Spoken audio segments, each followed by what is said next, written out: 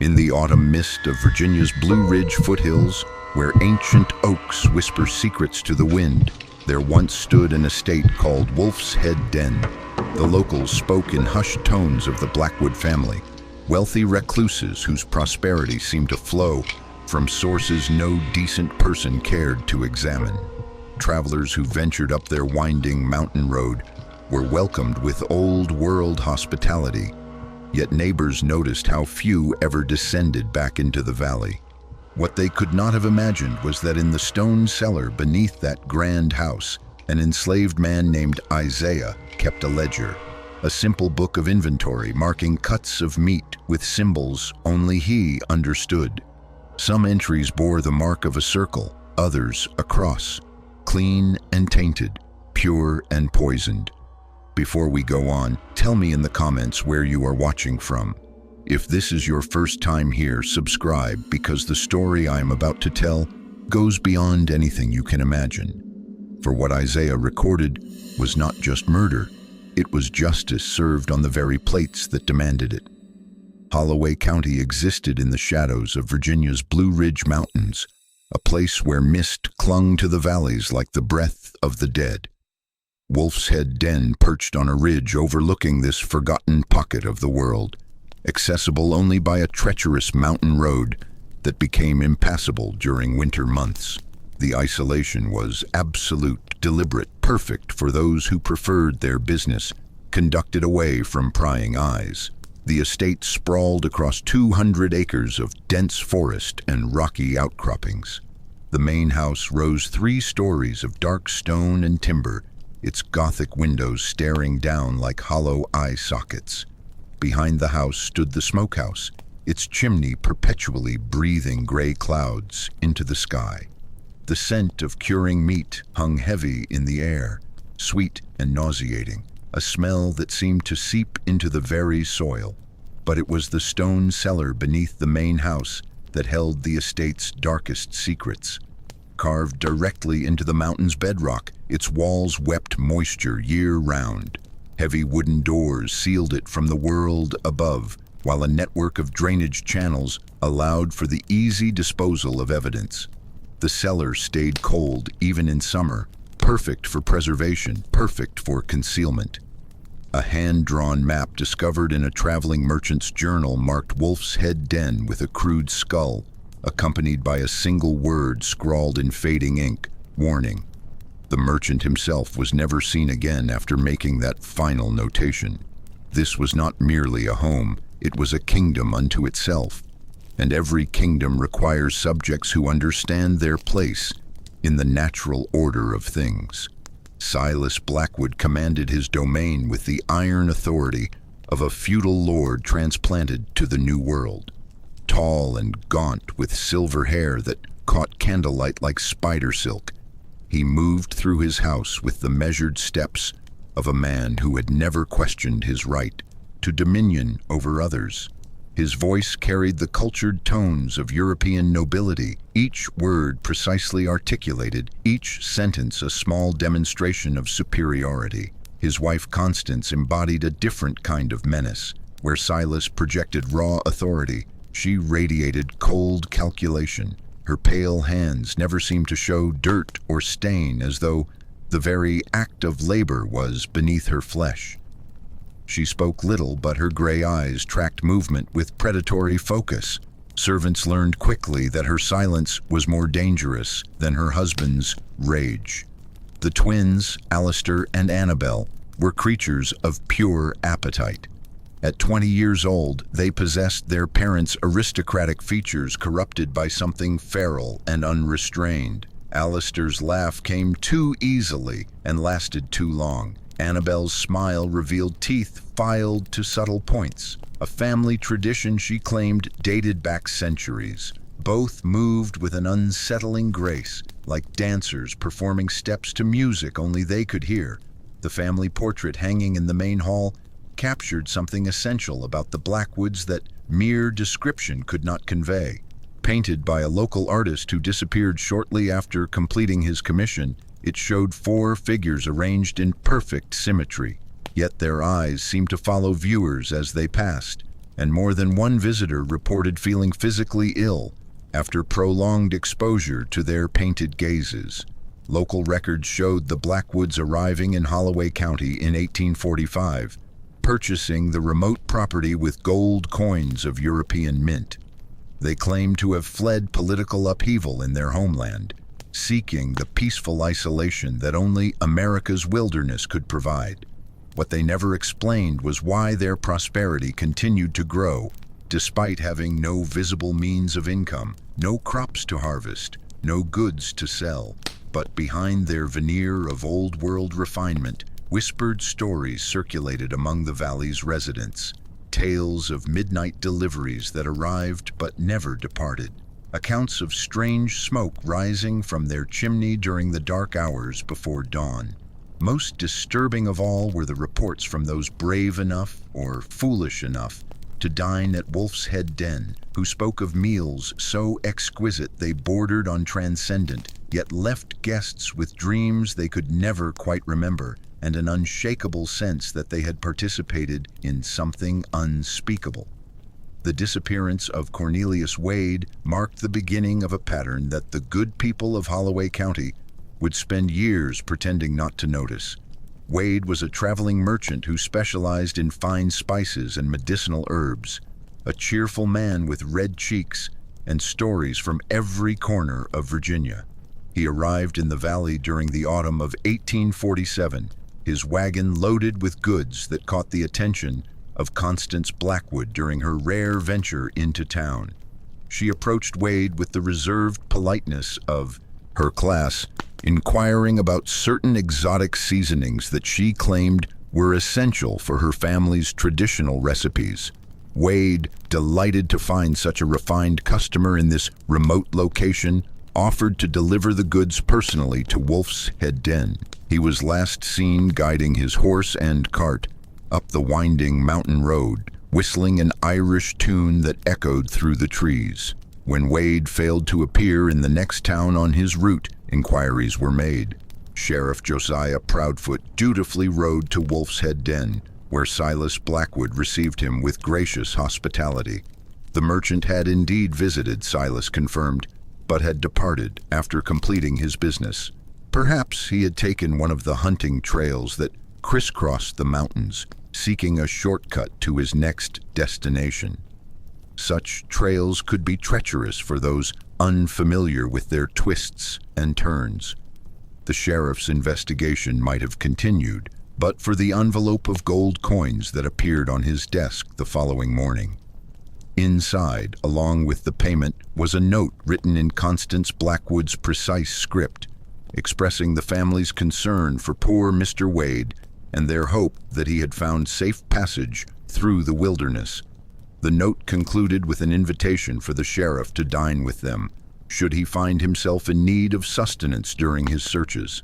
A missing person notice appeared briefly on the door of the general store, featuring Wade's likeness and a description of his wagon. It was removed within a week, replaced by an announcement that the search had been called off due to insufficient evidence of foul play. Those who asked were told that transient merchants often changed their routes without notice, following opportunities that might take them hundreds of miles from their intended path. Yet Wade's disappearance left ripples in the community's consciousness. Children reported seeing his ghost wandering the mountain roads at twilight.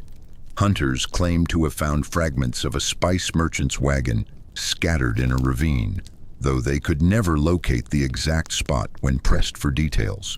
Most unsettling were the accounts from the few locals who had dined at Wolf's Head Den after Wade's visit, who swore they detected familiar flavors in the meat courses, seasonings that reminded them of the merchant's exotic wares. This was not an isolated incident, but the first thread in a tapestry of disappearances that the town, for reasons both conscious and unconscious, chose to ignore. The Blackwoods' reputation for charity emerged gradually, carefully cultivated through strategic acts of apparent benevolence. Silas began appearing at town meetings, offering to provide employment for the indigent and desperate. He spoke eloquently of Christian duty and the obligations of wealth, presenting himself as a patron saint to those whom society had abandoned. His offer was simple: room and board in exchange for honest labor, an opportunity for the downtrodden to rebuild their lives in the clean mountain air. Tom Gantry, superintendent of the county poorhouse, became the Blackwood's primary intermediary in these transactions. Gantry was a man whose conscience had long since been buried beneath layers of pragmatic corruption. He saw nothing suspicious in the Blackwood's willingness to take the most unwanted residents of his establishment, those whose disappearance would generate the fewest questions. The bills of sale were masterpieces of legal euphemism. They spoke of indentured laborers and temporary domestic assignments, carefully avoiding any language that might suggest the permanent nature of these arrangements. The payments were generous, more than enough to silence any concerns Gantry might have harbored about his client's ultimate fate. Among those transferred to Wolf's Head Den were Mary Sullivan, a widow whose husband had died in a mining accident, leaving her destitute and broken. There was Jakob Weiss, a German immigrant who spoke little English and had exhausted his savings searching for work. Samuel Porter, a former soldier whose war wounds had left him dependent on laudanum and charity. Each carried with them the desperate hope that the Blackwood's offer represented salvation rather than damnation. The pattern was always the same. A cart would arrive at the poorhouse after dark, driven by a silent figure in dark clothing. The selected individuals would climb aboard with their meager possessions, disappearing into the mountain darkness. Gantry would file the appropriate paperwork, noting their transfer to private domestic service. The payments would arrive promptly, always in gold, always accompanied by brief reports on the workers' progress and adjustment to their new circumstances. What these reports never mentioned was that none of the transferred individuals ever sent word to friends or family in the valley below. None ever appeared in town to purchase supplies or seek medical attention. None ever completed their terms of service and returned to society, despite the contracts that specified employment periods of no more than 2 years. For those who entered Wolf's Head Den, the last face they saw before disappearing forever was that of Isaiah, the silent figure who managed the estate's most essential operations from the shadows of the stone cellar. Isaiah had been born into bondage on a tobacco plantation in eastern Virginia, where he learned that survival required absolute silence and perfect obedience.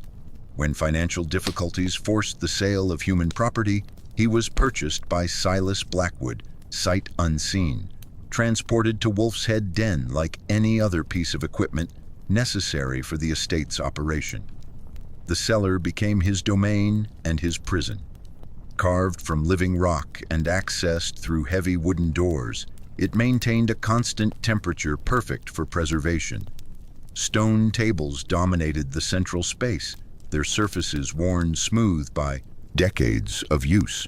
Hooks hung from the ceiling beams, while drainage channels carved into the floor allowed for easy cleaning. The walls were lined with tools, each maintained in perfect condition, sharp enough to slice through bone without effort. Isaiah's duties were explained to him with clinical precision by Silas himself. The estate required meat processing services that must remain absolutely confidential. The source of the meat was irrelevant, only the quality of the preparation mattered. Each delivery would arrive under cover of darkness, transported directly to the cellar through a concealed entrance that connected to the mountain road. The work demanded anatomical knowledge that Isaiah acquired through grim experience. He learned to identify the choicest cuts, how to separate muscle from bone with surgical precision, which portions the family preferred for their private dining, and which could be processed into more conventional preserved meats for general household consumption. The Blackwoods were particular about their preferences, requesting specific preparations that required skills no legitimate butcher would ever need to develop. Before we go further, tell me honestly in the comments, do you think Isaiah was justified in what he did? And if this is your first time here, subscribe so you don't miss the stories that ask the hardest questions about justice and revenge. A lime pit behind the smokehouse served as the final destination for materials that could not be processed into usable products. Isaiah would transport waste to this pit during the pre-dawn hours, ensuring complete dissolution of evidence before the household awakened. The lime worked quickly, reducing organic matter to harmless compounds that would never raise suspicions among casual observers. The inventory ledger became Isaiah's secret rebellion against his circumstances.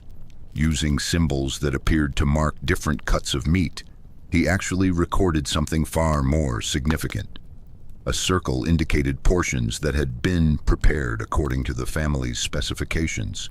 A cross marked those same cuts after Isaiah had introduced his own modifications to the preparation process.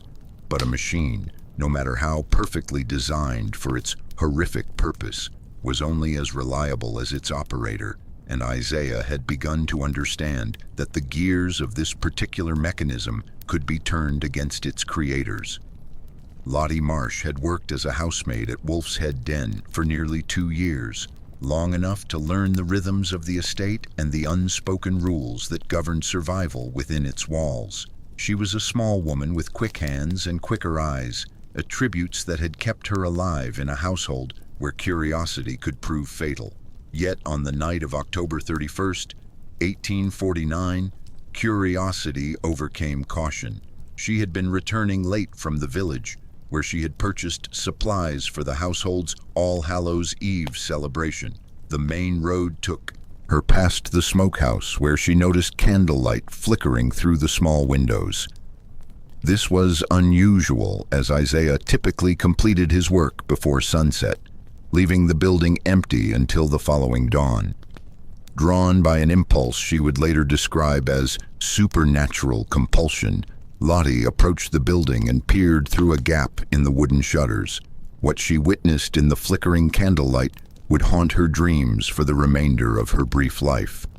Isaiah stood at the central preparation table, working by the light of several candles arranged in a careful circle. Before him lay cuts of meat that had been carefully salted and prepared for the family's private consumption. In his hands was a small mortar and pestle, grinding what appeared to be dried roots into a fine powder. With methodical precision, he sprinkled this powder over each piece of meat, working it into the surface with his fingers before rewrapping the portions in clean cloth. The ritual continued for nearly an hour, with Isaiah treating each piece of meat with the same careful attention. As he worked, his lips moved in what might have been prayer or incantation, though Lottie could not make out the words through the thick walls.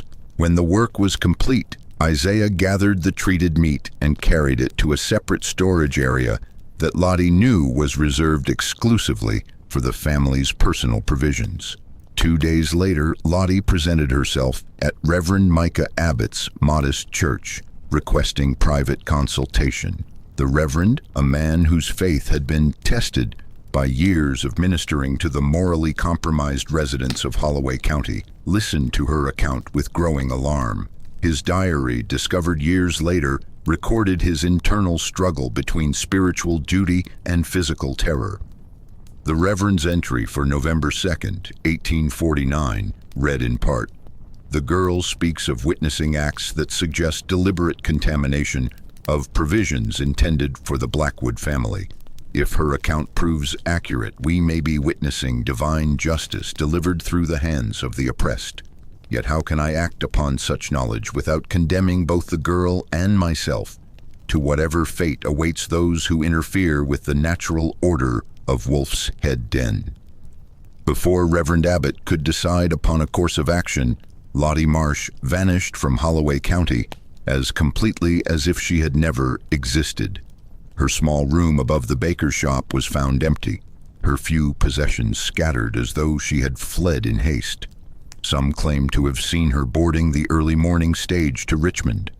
Others insisted she had been spotted walking alone up the mountain road toward Wolf's Head Den. drawn back to the estate by forces beyond her control. What everyone agreed upon was that her disappearance coincided with the beginning of a strange illness that began to affect the Blackwood household, starting with subtle symptoms that grew progressively, more severe with each passing week. Dr. Alban Finch received the summons to Wolf's Head Den on a gray November morning when frost covered the valley like a burial shroud. The message, delivered by one of the estate's few remaining servants, spoke of a mysterious ailment affecting the entire Blackwood family. Dr. Finch, a practical man who had served as county physician for over 20 years, gathered his instruments and medicines, expecting to encounter nothing more unusual than seasonal influenza or perhaps food poisoning from poorly preserved meat. What he found at Wolf's Head Den defied his medical training and challenged his understanding of natural disease. Silas Blackwood, once commanding and authoritative, lay weakened in his bed, his skin bearing a gray pallor that seemed to emanate from within. Constance appeared even more dramatically affected, her breathing labored and her limbs trembling with involuntary spasms. The twins, Alistair and Annabel, exhibited the most disturbing symptoms of all. Their eyes rolled back to show only whites, while their bodies contorted in positions that suggested profound neurological damage. Dr. Finch's initial examination revealed a constellation of symptoms that seemed to have no common origin: progressive muscle weakness, difficulty swallowing, periodic convulsions, and a distinctive blue tinge to the lips and fingernails. The patients reported severe abdominal pain, followed by a gradual loss of sensation in their extremities. Most puzzling was the timeline. The illness had apparently been developing for weeks, with symptoms appearing first in Silas and spreading through the family in a pattern that suggested either contagion or shared exposure to some toxic agent. The doctor's inquiries about the family's recent activities yielded little useful information. The Blackwoods maintained their usual isolated lifestyle, rarely venturing beyond their estate boundaries. Their diet consisted primarily of preserved meats, processed on the premises, supplemented by vegetables from their own garden and dairy products from their small herd of cattle. Dr. Finch examined these food sources but found no obvious signs of contamination or spoilage. Sheriff Josiah Proudfoot arrived later that same day, ostensibly to investigate the possibility of deliberate poisoning. His search of the main house was perfunctory at best, limited to the public rooms and family quarters. When Dr. Finch suggested examining the food preparation areas more thoroughly, the sheriff demurred, claiming that such an investigation would require specialized knowledge that neither of them possessed. Most notably, the sheriff's search avoided the stone cellar entirely. When questioned about this omission, he claimed that the area served only as wine storage and held no relevance to the family's illness. Dr. Finch's private notes, discovered among his papers years later, recorded his frustration with this decision, as well as his growing suspicion that Sheriff Proudfoot was deliberately limiting the scope of his investigation. An unsent letter found in Dr. Finch's desk after his own death revealed the depth of his confusion and concern. "The symptoms are unlike anything in my experience," he wrote to a colleague in Richmond. "The progression suggests a slow-acting poison, yet I can identify no substance that would produce such effects over an extended period. It is as though the very essence of life is being systematically drained from these people, replaced by something corrupt and unnatural." As the Blackwood family's condition continued to deteriorate, Dr. Finch's notes became increasingly desperate, documenting his failed attempts to identify both the cause of their illness and any effective treatment for their rapidly declining health.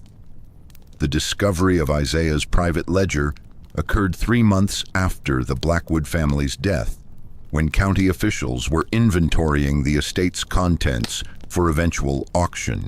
Hidden beneath a loose floorboard in the cellar, the leather-bound book appeared to be a simple record of meat processing activities. Only careful examination revealed the true significance of its contents. The ledger entries spanned a period of nearly 2 years, beginning shortly after Isaiah's arrival at Wolf's Head Den. Each page documented the processing of various meat products, using symbols and abbreviations that initially seemed to indicate different cuts and preparation methods. A circle marked certain entries, while a cross designated others. Numbers recorded weights and quantities, dates tracked delivery schedules. Cross-referencing these entries with the timeline of the Blackwood family's illness revealed a disturbing pattern. Beginning in early 1849, months before the family's symptoms appeared, Isaiah had begun marking increasing quantities of meat with the cross symbol. These markings coincided with deliveries specifically designated for the family's private consumption, separate from provisions intended for household staff and guests. More significant was the progression of the markings themselves. Early cross symbols were faint and infrequent, appearing on perhaps one portion in 10. Over time, they became darker and more numerous, until by autumn of 1849, nearly every piece of meat destined for the Blackwood family bore this mysterious designation. The final entries in the ledger, made during the weeks when the family's symptoms were becoming apparent, showed a different kind of notation entirely. Instead of simple crosses, Isaiah had begun drawing small skulls beside certain entries, always corresponding to cuts prepared specifically for Silas himself.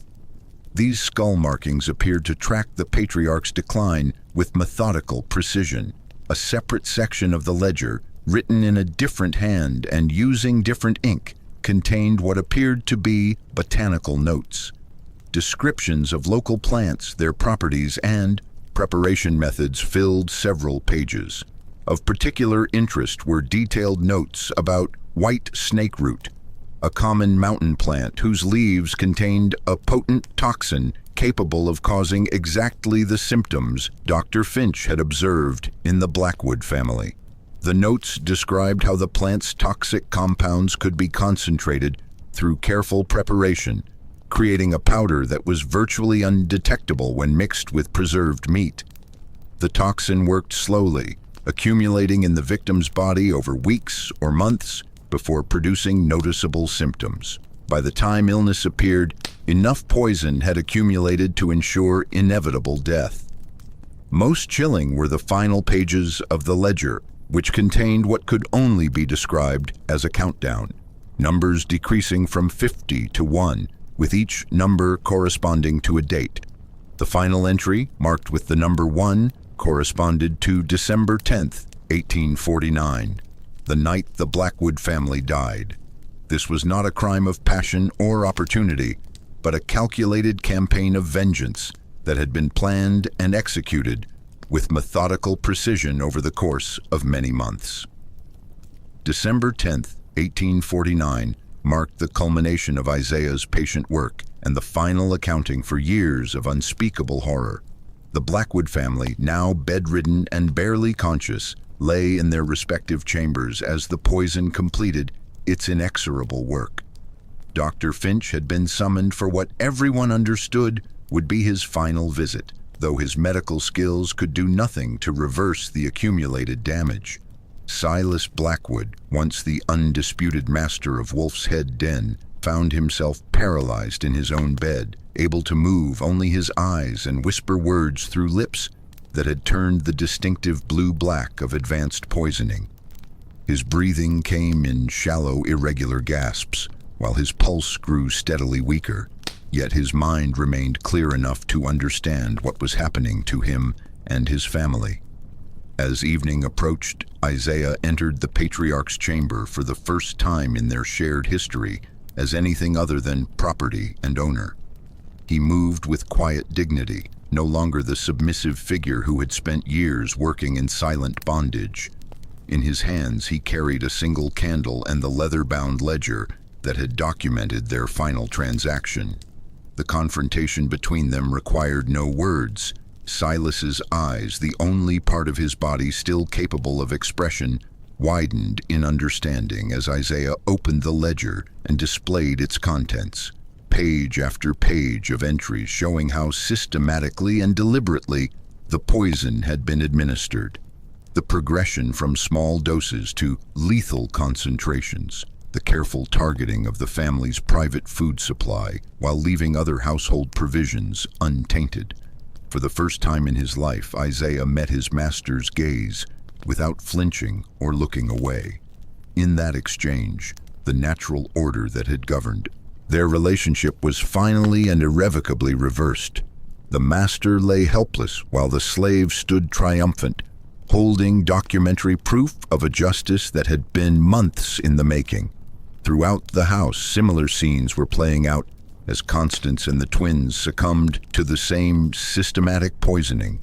Their bodies, once instruments of casual cruelty and refined evil, now served as monuments to the power of patient vengeance.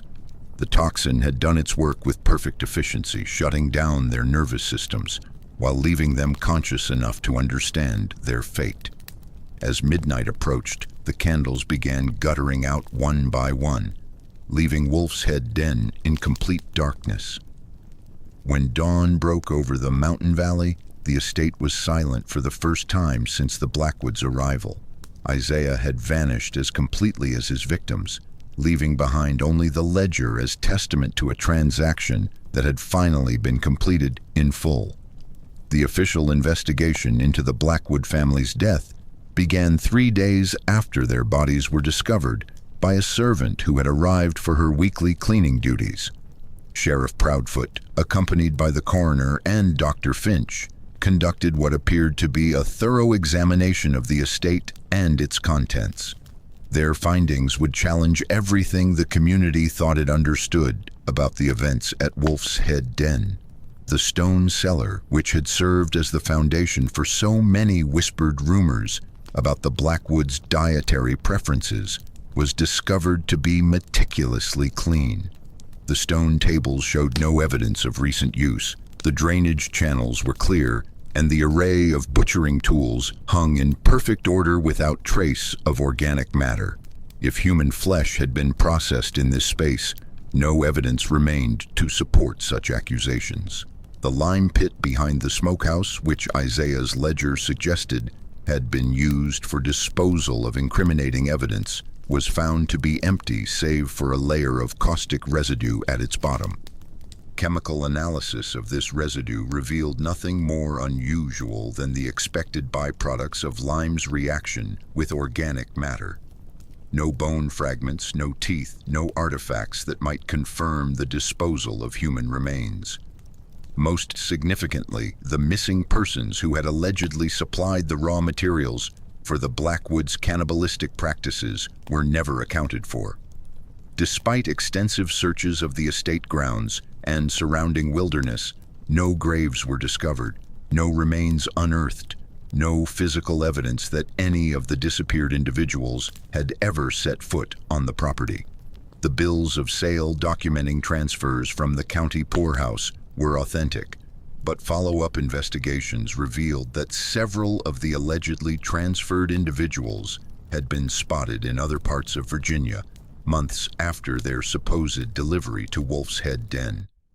Tom Gantry's records, while suspicious in their careful euphemisms, contained no explicit evidence of human trafficking or murder. This absence of corroborating evidence forced investigators to confront an uncomfortable possibility. Perhaps the cannibalistic practices attributed to the Blackwood family existed only in Isaiah's imagination, a narrative created to justify an act of premeditated murder. The ledger, with its meticulous documentation of poisoning activities, might have been accompanied by fabricated allegations designed to frame his victims as monsters deserving of their fate. The revelation struck at the heart of the community's understanding of the case. If the Blackwoods were guilty only of being reclusive and unpleasant, rather than cannibalistic murderers, then Isaiah's actions transformed from righteous vengeance into calculated homicide. The slave who had been viewed as a victim fighting back against unspeakable oppression might instead have been a killer who created an elaborate justification for his crimes. Yet this interpretation raised questions of its own. Why would Isaiah invent such specific and detailed accusations? What would motivate him to poison the family that provided his shelter and sustenance, however brutal their treatment might have been? And how could the complete absence of evidence be explained if the Blackwoods were indeed innocent of the crimes attributed to them? The truth of what happened in the stone cellar of Wolf's Head Den died with both the accusers and the accused, leaving behind only questions that would never receive satisfactory answers. The county moved swiftly to resolve the legal complications surrounding the Blackwood estate. Within weeks of the family's burial, officials had seized the property under provisions, allowing for the collection of unpaid taxes and outstanding debts. The seizure was accomplished with unusual efficiency, suggesting that powerful interests preferred to see the matter concluded quickly and quietly. Tom Gantry's dismissal from his position as poorhouse superintendent occurred with similar dispatch. Official records cited administrative irregularities in his management of resident transfers, though no criminal charges were filed. Gantry departed Holloway County immediately after his dismissal, reportedly traveling west to seek opportunities in territories where his past would not follow him. The estate itself began deteriorating almost immediately after the county takeover. Windows were left unshuttered, allowing rain and snow to damage the interior furnishings. The roof developed leaks that spread moisture through the upper floors, while the heating systems fell into disrepair. Within 2 years, Wolf's Head Den had transformed from an imposing manor house into a decaying ruin. Local newspapers played a crucial role in shaping public memory of the events. The Holloway County Clarion published a carefully worded obituary describing the Blackwood family's death as resulting from a sudden and virulent contagion that claimed all 4 family members within days of its appearance. The obituary praised Silas Blackwood as a pillar of the community and a generous employer who had provided opportunities for the less fortunate. No mention was made of missing persons, mysterious disappearances, or allegations of cannibalistic practices. The official narrative presented the deaths as a tragic but natural occurrence, the sort of misfortune that could befall any isolated household during the harsh mountain winters. Isaiah was described only as a domestic servant who fled the premises during the family's illness, presumably in fear of contagion. This sanitized version of events satisfied those in positions of authority, but failed to suppress the more disturbing stories that circulated among common citizens. Whispered accounts of the true nature of the Blackwood family's practices continued to spread, growing more elaborate and horrific with each retelling. The absence of official confirmation only added to their power, transforming rumors into legend. Dr. Finch's private papers, discovered after his own death years later, revealed his ongoing torment over the case. His final notes expressed regret at not pursuing the investigation more aggressively, though he acknowledged that doing so might have placed his own life at risk. "The truth of Wolf's Head Den may be too dangerous for this world to bear," he wrote, "but its concealment serves no one save those who profit from silence."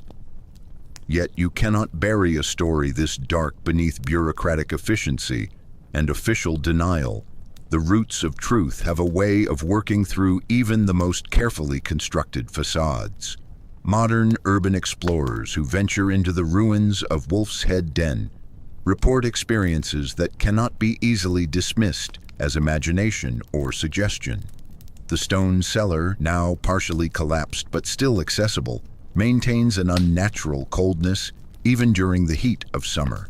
Visitors describe hearing the sound of metal striking wood, as though some invisible figure continues to practice the butcher's trade in the abandoned space. Electronic recording equipment frequently malfunctions within the cellar walls, producing audio files filled with static and what some interpret as whispered voices speaking in languages that cannot be identified. Photographs taken in the space often develop strange shadows or figures that were not visible to the naked eye during the exposure. The ruins of the smokehouse yield their own mysteries. Despite decades of abandonment and exposure to the elements, many visitors report detecting the persistent odor of curing meat, as though the very stones have absorbed the scent of decades of use. Others describe seeing smoke rising from the collapsed chimney on windless days when no fire burns within.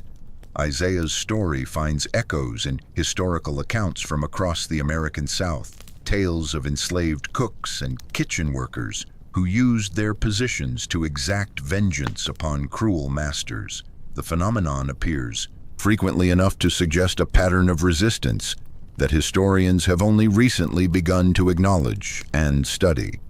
In Louisiana, records from the 1820s describe a house slave named Celia, who allegedly poisoned 3 generations of the family that owned her, using knowledge of toxic plants passed down from her African grandmother. A North Carolina plantation owner's diary from 1837 documents his suspicion that his cook was slowly killing him with contaminated food, though he died before he could act upon these fears. These stories share common elements with Isaiah's tale: the patient accumulation of botanical knowledge, the systematic poisoning of specific individuals while leaving others unharmed, and the perpetrator's mysterious disappearance before justice could be administered. They suggest a form of resistance that operated beneath the surface of documented history, invisible to those who compiled official records, but terrifyingly real to those who experienced it firsthand. Paranormal investigators who visit Wolf's Head Den often report encounters with a tall, silent figure observed working in the shadows of the ruined cellar. Witnesses describe him as wearing the simple clothing of a laborer from the mid-19th century, his movements deliberate and methodical as he goes about tasks that can no longer be clearly observed. When approached, this figure invariably vanishes, leaving behind only the lingering scent of herbs and the faint sound of grinding stone. The legend endures not because we can prove its literal truth, but because it represents something deeper and more universal than the specific events that allegedly occurred in one isolated estate. It embodies the eternal struggle between oppressor and oppressed, and the terrible justice that can emerge when that struggle reaches its breaking point. The story of Isaiah and the Blackwood family transcends its historical specifics to become a parable about power, oppression, and the unexpected forms that justice can assume. Whether the events unfolded exactly as Isaiah's ledger suggests, or whether truth lies somewhere in the spaces between documentation and legend, the tale speaks to fundamental questions about moral responsibility and the lengths to which desperate people will go to reclaim their humanity. Consider the possibility that the Blackwoods were indeed guilty of the cannibalistic practices attributed to them.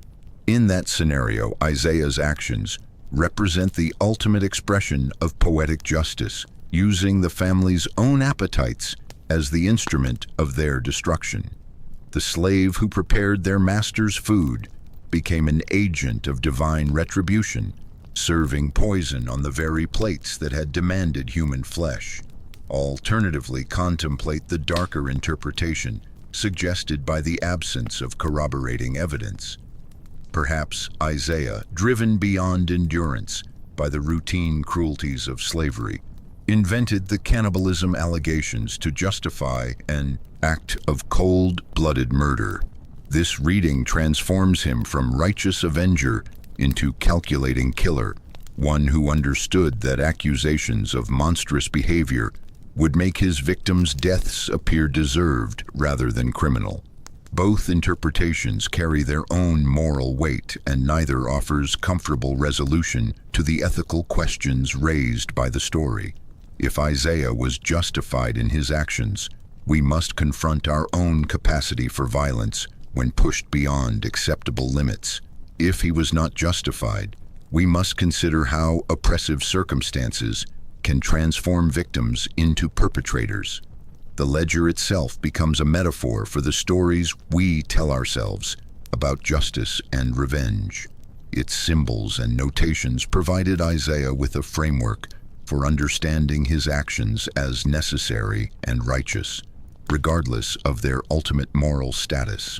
In our own lives, we maintain similar ledgers, keeping careful account of wrongs suffered and debts that demand payment. What makes Isaiah's story particularly haunting is its suggestion that the most potent weapons are often found not in armories or battlefields, but in kitchens and dining rooms. The trusted cook who prepares our meals, the server who brings our drinks, the invisible hands that process our food supply all possess the power to nurture or destroy. This power operates largely unnoticed until circumstances transform it into something deadly. The absence of physical evidence for the Blackwoods' alleged crimes mirrors our own uncertainty about the moral status of resistance movements throughout history. How many rebellions have been dismissed as criminal enterprises because the victors controlled the narrative? How many acts of resistance have been reframed as unprovoked violence because those who suffered injustice lacked the power to document their oppression? Isaiah's disappearance ensures that his side of the story remains forever incomplete. We have his ledger with its careful documentation of poisoning activities, but we lack his voice explaining the motivations and moral calculations that drove him to such desperate measures. This silence forces us to supply our own interpretation of his actions, revealing as much about our own moral frameworks as about his. The ruins of Wolf's Head Den serve as a monument to the complexity of historical truth and the persistence of unresolved moral questions. Every stone in those crumbling walls contains the potential for multiple stories, each as valid as the others, each offering its own perspective on events that can never be fully understood or definitively judged. Subscribe if you want to explore more stories where the line between justice and murder becomes impossible to draw because, in the end, we are all keeping ledgers of our own. Regardless of what literally transpired in that stone cellar, the legend of Isaiah reminds us that those we treat as mere tools for our convenience may someday become the instruments of our judgment. The most dangerous poison is often served on plates we ourselves have demanded, prepared by hands we have chosen to ignore. In the end, only one truth emerges clearly from the shadows of Wolf's Head Den. Power creates its own vulnerabilities, and those vulnerabilities can be exploited by the very people power seeks to control. Whether Isaiah was righteous avenger or a calculating murderer, whether the Blackwoods were cannibalistic monsters or merely unpleasant recluses, the fundamental dynamic remains unchanged. The master's table became his tomb, prepared by hands he never bothered to consider as belonging to a human being capable of choice, planning, and revenge. The ledger continues to exist, its symbols as mysterious and suggestive as they were on the day of its discovery. Each mark represents a decision, each cross or circle a moment when one human being chose to alter the fate of another. The true meaning of those symbols died with Isaiah, leaving us to wonder whether we are looking at evidence of justified resistance or methodical murder. Perhaps that ambiguity is the story's greatest gift to us. In refusing to provide comfortable answers, it forces us to examine our own assumptions about justice, oppression, and the moral calculations we make when circumstances push us beyond the boundaries of conventional behavior. Every kitchen, every dining room, every relationship between the powerful and powerless contains the seeds of similar reckonings. The meat hook still sways in the ruins of Wolf's Head Den, moved by mountain winds that carry the whispers of the dead. And somewhere in those whispers, if we listen carefully enough, we might hear the sound of justice being served, one carefully measured portion at a time.